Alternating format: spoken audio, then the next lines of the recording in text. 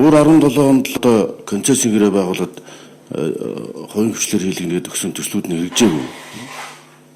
Энэ бол одоо өмнөх засгийн газрын хариуцлагагүй ажлуудын асуудлуудын нэг болсон. 2011 онд 21 онд Цээчин Эгэр Иванович гээд Орос нефтийн захирал ирэхэд та нар нефтийн үйлдвэрээс өмнө эхлээд нөөцийн саваа байгуулаач.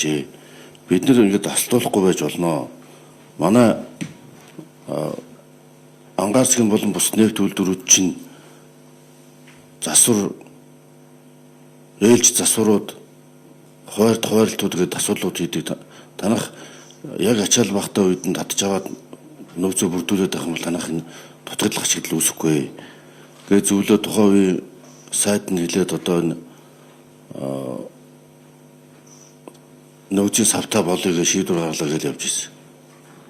Тэгэл таслалаа гэл Орос нефттэй би нутаа асуудал болж 23 ярьж 9 сар 10 сарын таслуудыг шийдчихсэн. Тэгээ сая ийм асуудал үүсээд нэгэд Оросын талд асуудал тавьсан. Мишустын ерөнхий сайдтай одоо ярих өмнө нь яриад манайхыг бол хангамжуул хэвэн байлгаж байгаа шүү дээ. Ачаал жоохон буурсан. Дотоодын хангамжаас шалтгаалаад. Тэгтээ тасалдуулсан хоригдсон юм байхгүй Оросын талаас.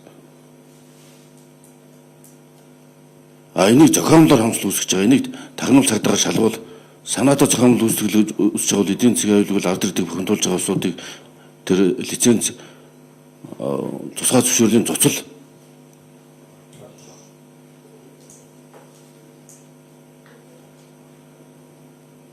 Оросын тал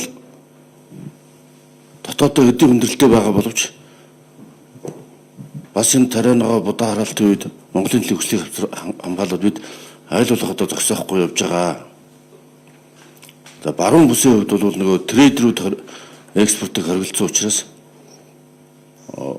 трейдерүүд баруун бүс нийлүүлдэг байсан учраас шууд нийлүүлэлт бол хамссан Улаанбаатараас хийж байгаа зүйл байгаа.